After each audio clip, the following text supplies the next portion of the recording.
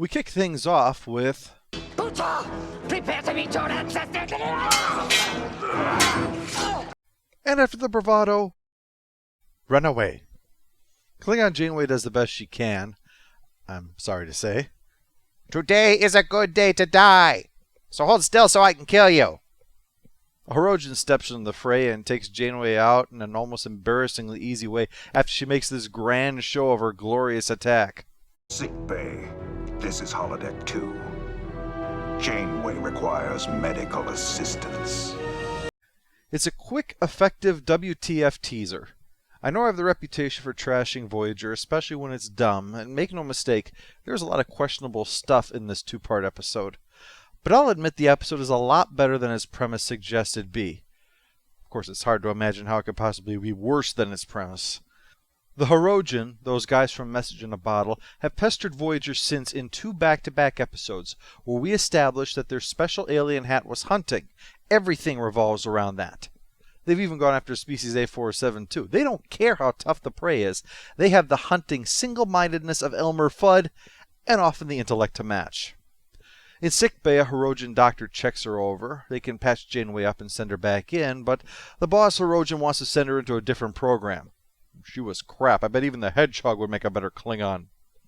But he is concerned about the neural interface. It's a bit of tech that it overrides the mind and makes the person act out the holographic role in the simulation that they have been assigned.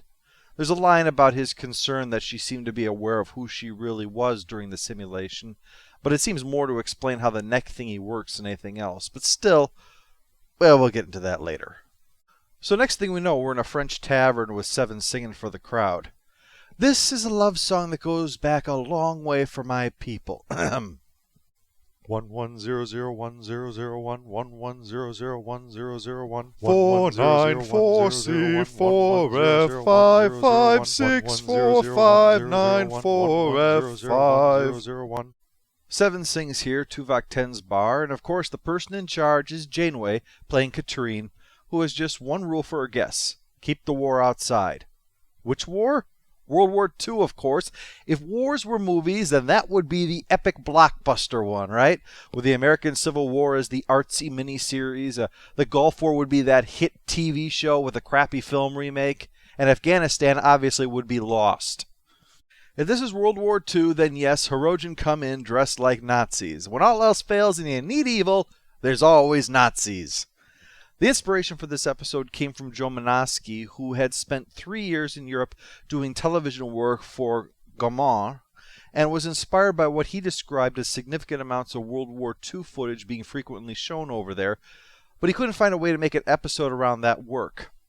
Like I've said before, Braga's kind of a multiplying factor, and he likes cool images, so the idea of WW2, well, that naturally led to aliens in Nazi uniforms. It's hard not to have that image of time-traveling space Nazis from Enterprise coloring whether or not this is cool or just silly. We'll just take a mulligan and move on. Because of the neural interface, everyone who isn't Hirogen in here is playing the part of a revolutionary force operating in an occupied French city, with Janeway leading this cell. If you're wondering where the rest are, Chakotay and Paris are actually American soldiers. So yes, Chakotay is a military captain and Janeway is a Maquis commander. I wonder if Voyager's computer's just messing with them. Anyway, the Hirogen leader is the German commandant in this scenario, so Janeway has to feign good host to pump him for information. Thank God she didn't go with seduction. I don't think anybody wanted to see hot Janeway on lumpy alien action. Well, the Hirogen may be interstellar bullies who hunt down and kill anything they like, but they do like a good tune when they hear it, so one tries to bully Seven into singing another song. Obey me, or I will hunt you down. And your bones will adorn the bulkhead of my ship. Sit down and play the game. But you made me be the thimble. Why do I have to be the thimble when you get to be the dog? In this setting, we have no ships. We are an ancient race of soldiers intent upon conquering this world. Play the game. Yeah, there's always one that uses out-of-character knowledge that wrecks the RPG experience for everybody. Janeway and the Commandant take a little time to discuss the situation. Any assault into Germany is going to have to go through here, so it will be his job to watch out for any kind of resistance. You have to be careful, they could be anywhere. The Killing Game is Voyager's version of Our Man Bashir, where the crew, except for Bashir, have their physical forms represented by holographic characters in his James Bond fantasy, with the difference being here that these are the actual Voyager crew members playing the roles. The Bashir in this scenario is actually the bad guys, but since we're not here to watch their adventure, the personalities are showing through here. Seven is headstrong, Tuvok's logical, and Janeway's Janeway, you know. The point is that this explains the remark about them being aware. After all, if all they're doing is acting out a play by the computer, what's the point of it? The idea that it's basically them believing that they are in this scenario makes it more interesting than just Voyager LARPing. Janeway's fight with Seven over whether or not to buy something for their radio or to buy explosives is the same as any of the other fights they might have. And yet with the conversation with Tuvok, the subject turns to mistrust. That's where the question of how much of themselves is showing through comes in. Wouldn't it be interesting if, with no need to pretend, her and Tuvok's distrust of Seven is finally being permitted to see the light of day? Surely more interesting than seeing Neelix ride his bike.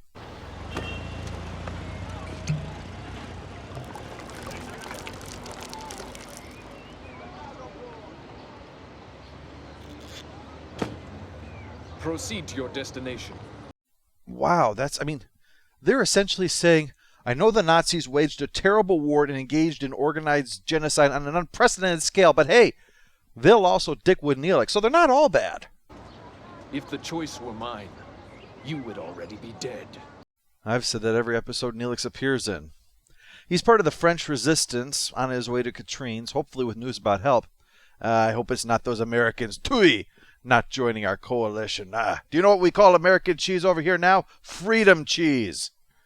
Anyway, Neelix has the latest code to decipher the broadcast from the UK. A. HC, straight from Allied High Command. It must be important. All messages regarding the war are important. It's only a matter of degree. Thank you, Lieutenant Commander No Shit, for that insight. But I think we can all agree that something from Allied High Command might be more important than usual. For instance, this request to take out the German communication in the city in anticipation of the American invasion is probably the most important message you'll ever get, right? So why not apply your logic to making me a rum and coke minus the coke? So how do we handle the problem of the Nazis? Maybe I can help. For the last time, we are not burning down the movie theater. And if you would have just listened to me, this war would already be over. Torres plans to slip inside and scope out the place because she's carrying the child of one of the high-ranking Nazi officers, so it wouldn't seem suspicious. The happy father-to-be is inside at the moment, gloating over a painting that he's acquired thanks to the war, and the Commandant reflects upon it through the Hirogen cultural perspective, the trophy of the hunt. But he wants to know what makes them so deserving of this victory, pointing out that they had large armies, irresistible tanks, superior air power, and the other side, well, is France. If your prey were armed instead of defenseless, what then? Colonel, I don't know what you're trying to... You are superior to no one. Never underestimate your prey or disrespect its abilities. If you do, you will become the hunted. You know, I may kill for no reason other than someone's in killing distance, but at least I'm not a Nazi. His lecture is interrupted by Torres, so he leaves her alone with... Well, actually, this guy doesn't have a name, so we'll call him Captain Fritz von Nazistein. He's nice enough to let her scope out the room, pretending that she's admiring his huge art collection. Outside, Secondary Hirogen is bitching to an extra about how pointless this all is. I guess I can't argue with that. He also decides to alleviate his boredom by shooting at Neelix, to show that the Hirogen aren't all bad either. Seven tries to rescue him, but they both get shot down in the end and brought to sickbay. The doctor is none too happy with this, or the work that the Hirogen is doing treating victims in these games, where the Hirogen are hunting them over and over and over to be treated after injuries like this so they can be shoved back into the fray. But it's unrealistic to expect them to be constantly pulverized and then be ready to just go back to work like nothing happened again, right? No signs of problems. Except, of course, for Voyager itself. I mean, that could be smashed up and everything will be just fine. The lead hunter takes the number 2 one aside to talk in the ready room. He's taken it over. Got kind of a college dorm look to it, minus the milk crate furniture. Anyway, he discusses another simulation they can try. The Borg. When World War II is over, we will recreate a notorious battle known as Wolf 359. Yep, been there, done that, got the t-shirt. You might wonder why the Hirogen wouldn't know about the Borg, but the Hirogen tend to be isolated vessels that would, ironically, be easy prey for the Borg, with the others having no idea what happened to them. This meeting and the World War II scenario go hand in hand. Janeway's remark about it being a long 4 years and the battle that we'll witness next time would probably place this in late 1944, when the Western Front was collapsing so fast for the Axis that the Allies were unable to even fully exploit it. They actually needed time just to get ready to continue the push. And that was just there. The Soviets were closing in from the east, Rome has been taken, Hitler was angrily throwing pencils at maps, and yet that Nazi officer acts as if their superiority is why they will be victorious.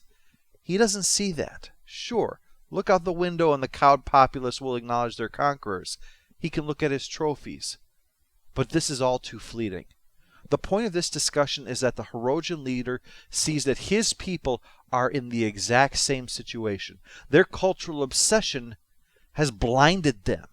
In fact, it has become a liability. If they do not change, they will die. Our people must come back together, combine forces, rebuild our civilization. What of the hunt? The hunt will always continue. And that explains this crazy idea of hunting the crew over and over. The Hirogen wanted to learn about his prey, but along the way, he realized that this was a way to hold on to the hunt through simulations that felt as real without requiring dispersing throughout the galaxy. The other isn't too convinced this will work, but the lead one insists that it will, provided he just, stops shooting people for shits and giggles. Wednesday we're going to find out more about what happened, how our crew will face the consequences, and the question I'm sure you're all dying to have answered, where's Harry Kim? It's not until halfway through the first episode that we even get a glimpse of what happened, which is one of the strengths of this story, really. It drops us in the middle and slowly lets us fill in the picture in our minds of what had actually happened. The Doctor is working with them, and it turns out that Harry is too. Why is Harry not in the simulation? Because nobody gives a shit about Harry. Really. Manaski flat out said they stuck him on the bridge because they were bored with him. This was 9 episodes after Year of Hell, by the way, where, as I said, it was a perfect opportunity to remake the character of Harry Kim into whatever you wanted. But instead we maintained the status quo, and Harry got to remain so damn boring that even the writers don't give a rat's ass about him. His job right now is to carry out the lead Hirogen's vision of expanding the holodecks all over Voyager, but it's still not enough.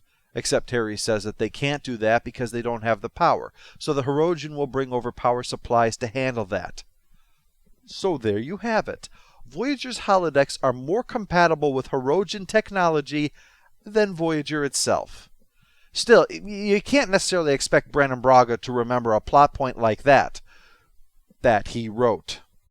The funny thing is, they finished putting the episodes together and they came up quite short. Now, that's not uncommon. They just normally write up a bit more to help fill out the episode. The problem was, by the time this was discovered, they'd already struck the sets, so the only thing they had left to work with was the Voyager set, and that means they're stuck working with Harry Kim.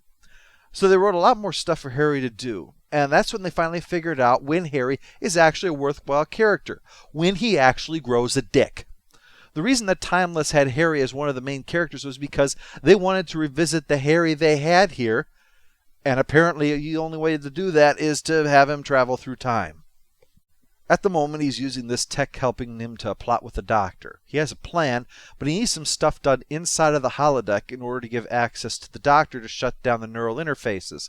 But since neither of them can get inside, that's going to be a problem. Well, luckily, Seven, the Swiss Army knife of cast members, is on hand to help out with that, and conveniently on the Doctor's operating table.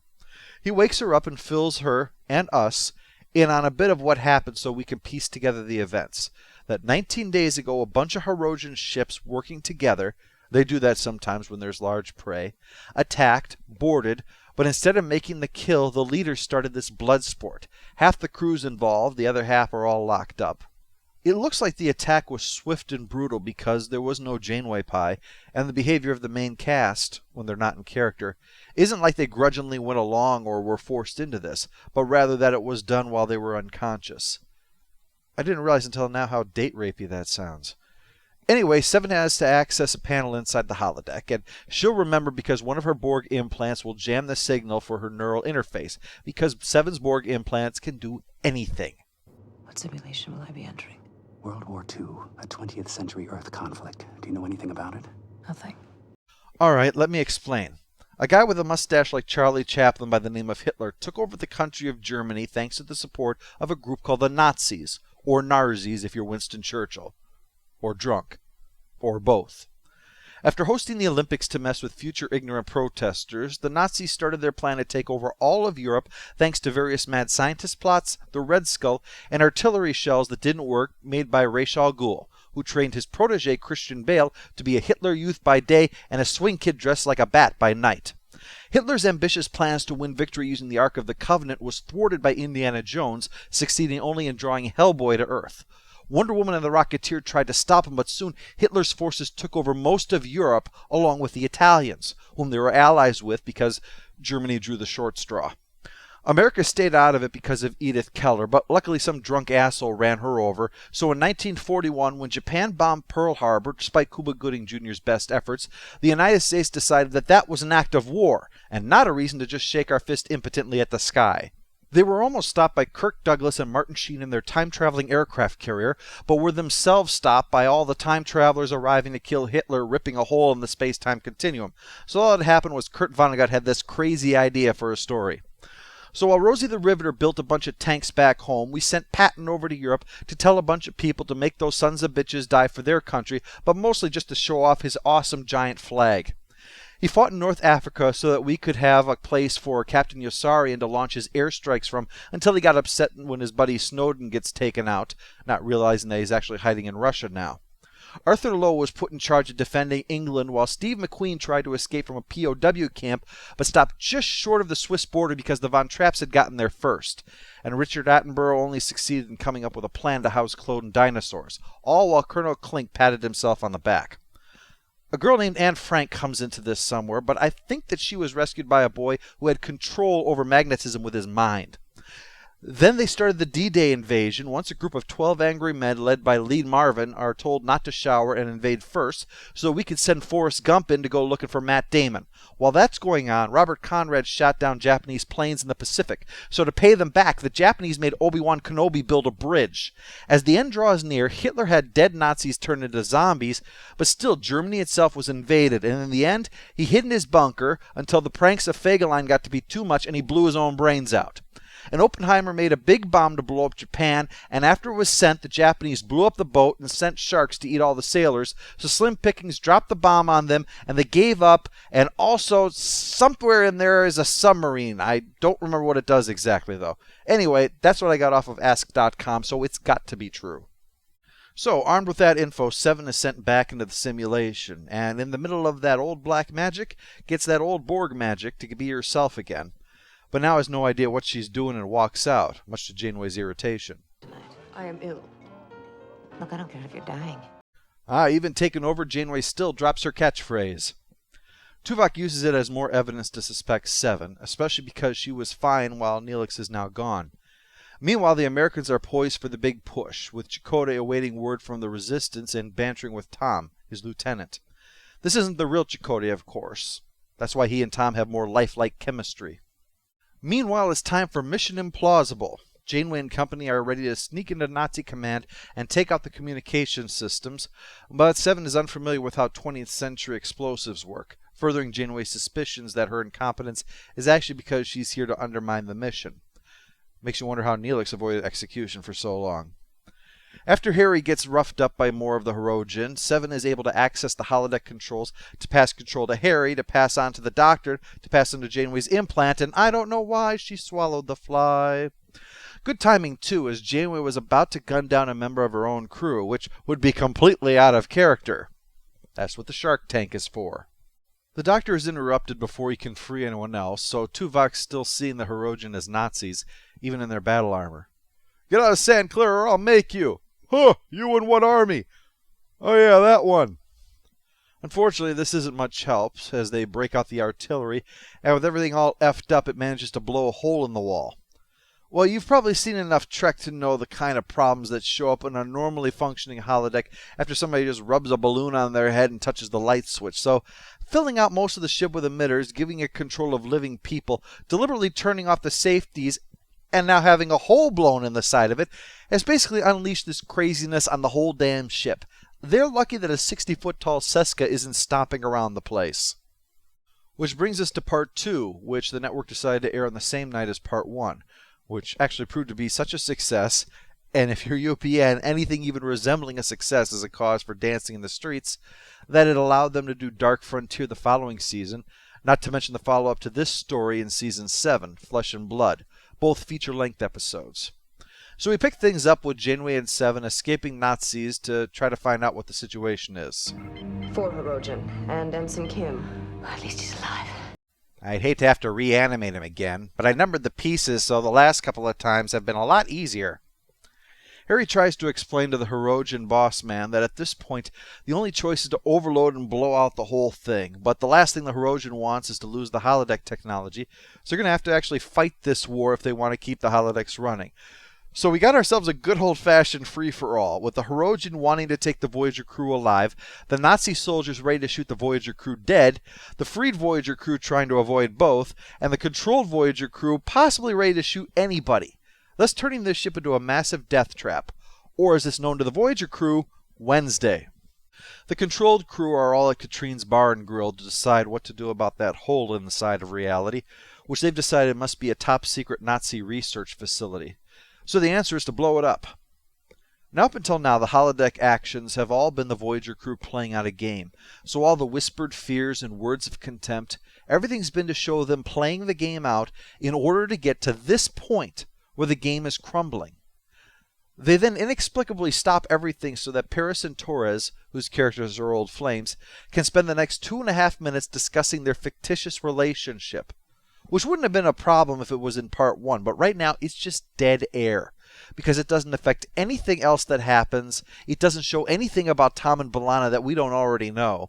It's about two people that we have barely seen who aren't even real and are going to cease to exist in 12 minutes, so it's not like we're invested in them emotionally in any way.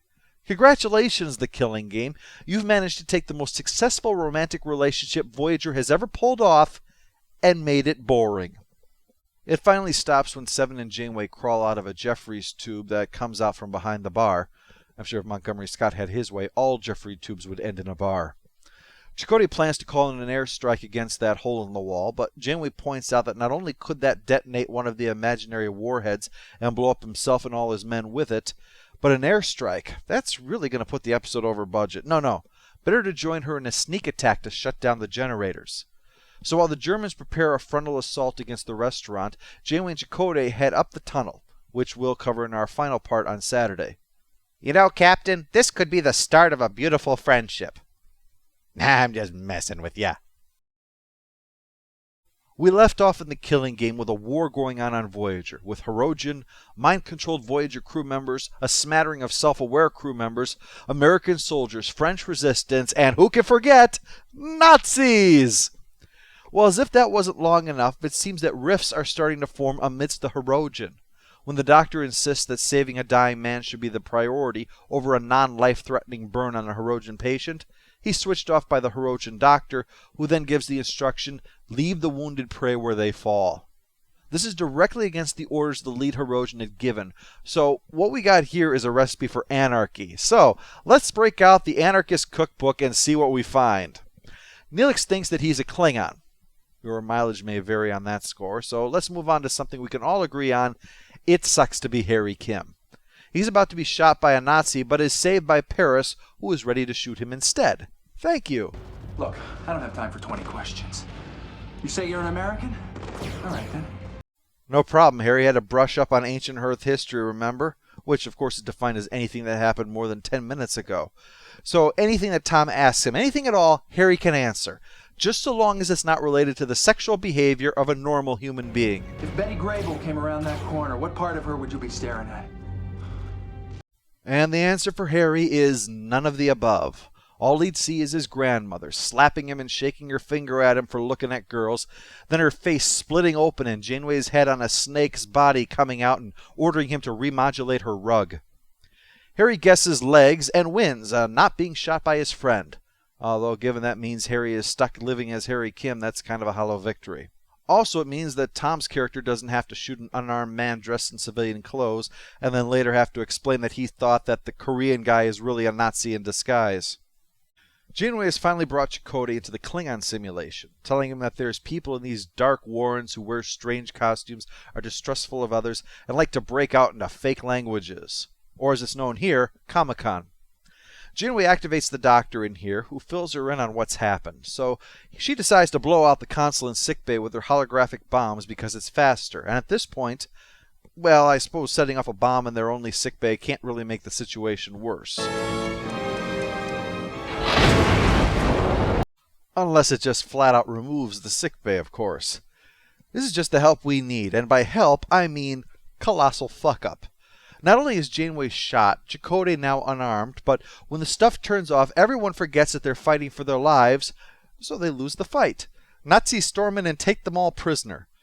Funny how for all the admittedly unfair mockery of France's military prowess, it wasn't until after they stopped being untrained French civilians that they lost. So now it's just them, their Hirogen guards, and some Nazis that don't realize they're actually in Call of Duty 9000. The thought of you carrying my child disgusts me. You're not the only one. Ah, Voyager, damn the consequences. They will portray a Nazi as evil. And pretty creepy now that I think about it. With them being controlled by those implants, who knows what any of them did to maintain their cover. It'd actually be the first time that a holographic character would be using a real person for sex. Speaking of getting unpleasantly penetrated, the Doctor and Neelix are drafted into the Klingon War in their simulation. Maybe I'll just watch from here. Try to offer up some pointers as things develop.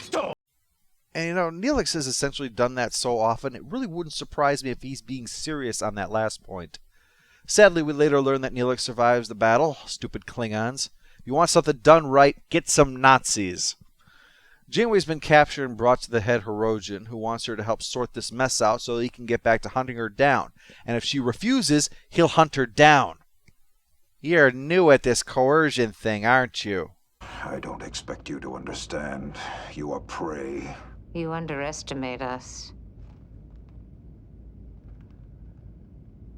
Yes. Perhaps I do. That goes back to the warning he gave to Captain von Nazistein about never underestimating the prey. So he explains what he told the secondary Hirogen about using them in place of the hunt, and Janeway says it's all well and good, but that doesn't explain why he's been doing this to her crew and not to holograms. His explanation leaves some ambiguity, but it sounds like, that it just started as an exercise to learn more about this particular prey, and that it just sort of evolved into his new plan. Janeway suggests a ceasefire, then they'll fix the ship, give the Hirogens holodeck technology, and go their separate ways. You could point out that Janeway making such an offer is counter to her previous remark that she would rather destroy Voyager than give hostile aliens any of their technology. But hell, I'm not going to be critical when she's doing something that is both logical and probably going to save most of her crew. Of course, like I said, his control has been crumbling and he doesn't even know it. Not only are some of his Hirogen openly defying his order, but without control of the holodecks, the ones inside are forced to humor the Nazis, if they don't want to wind up fighting yet another group here. So he does what all commanding officers do, delegate, and it will be Seven's job to humor the Nazis with her singing. She refuses. Sing, or you will die. Then I'll die. Seven, you're a valued member of this crew. The logical response would be to grant his request. Logic is irrelevant. Well, naturally, what? She gives a defiant speech about the Borg one day assimilating the Hirogen, because who better to allude to when making a righteous stand for personal dignity than a hive mind synonymous with evil throughout the galaxy? But her life is spared when the ceasefire order comes down. They're all let go, but now Captain von Nazistein starts pouring venom in the second Hirogen's ear, giving a speech about the Nazi ideals, the tearing down of so-called civilized behavior, and staying true to what they really are. Well, this speech inspires the Hirogen to take up one of the rifles and begin the hunt, and for the Nazis to start fighting again. This was a ceasefire that lasted almost as long as that joint Federation Romulan mission back in the neutral zone. So the Doctor suggests that Neelix convince the Klingons to join the battle, because while he may suck at just about everything, at least he's good at convincing people he's a master of all that he sucks at. Meanwhile, the secondary Hirogen has found Janeway and the head honcho making ready to overload the holodecks. Why haven't you ordered the ceasefire? I don't find that terribly persuasive. Oh, well, when you put it that way. What are you waiting for? I am a hunter. You are my prey. Run. It's called the most dangerous game. Ah, and whoever's hippo gets the most marbles wins. Huh? No, I'm thinking of something else. This is where you, armed with a gun, hunt defenseless little old me down throughout the ship. Yeah, you know what we called this growing up? Father's Day. Things are going badly in France, with the Allies losing ground to the Nazis, but Seven's been working to modify a hand grenade with Borg technology. Let me remind you that a significant point before was the fact that Seven has no frickin' idea how 20th century explosives work, but she does know enough about them to completely transform their function. She's going to make it only affect photonic things and nothing else.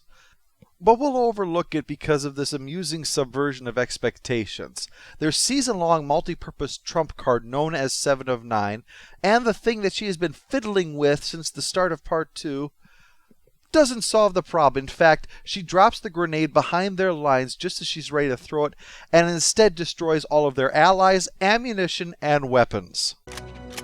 Surrender. He who lives by the technobabble shall die by the technobabble. During all this, Harry has initiated a 9-minute countdown to overload. Why 9 minutes? Because the only thing Harry despises more than himself is everyone around him.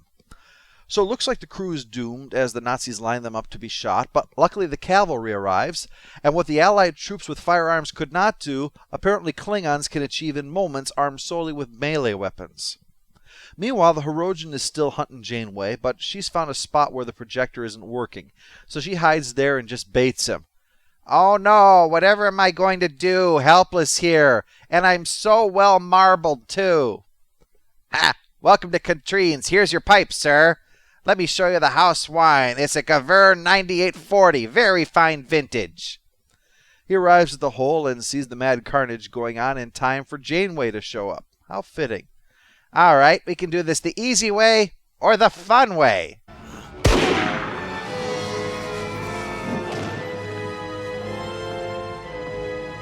And for the record, you'd be staring at her legs.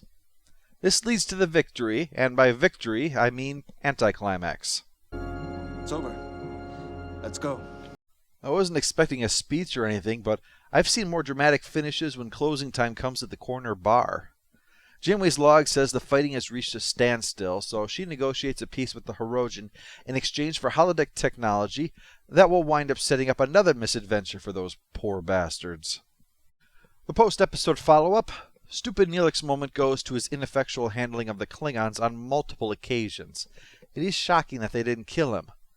It's also disappointing that they didn't kill him. I've given this a great deal of thought. Final score for the Killing Game is 7 out of 10. It's got some flaws to be sure, but it was a fun piece that was a lot better scripted than a broadcast popcorn flick like this would normally be, letting the mystery of what happened gradually become clear while indulging in some in-character yet transplanted adventure.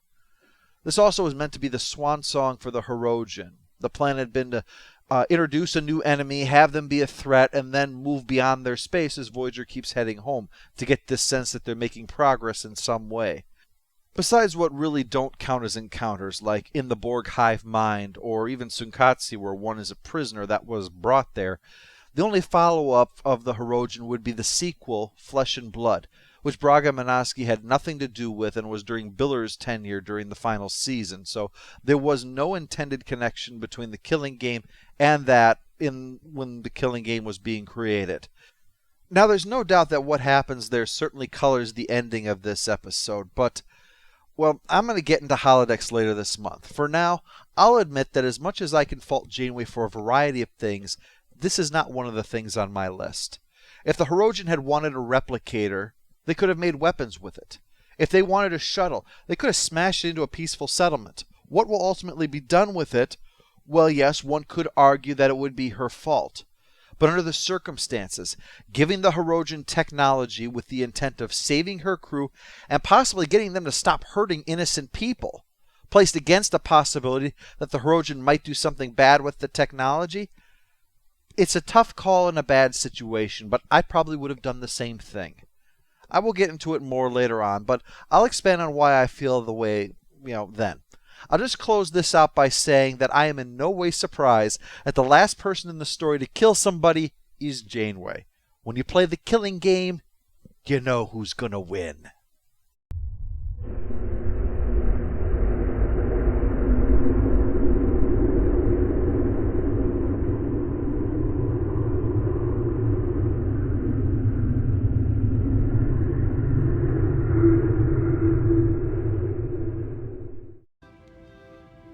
I'm afraid.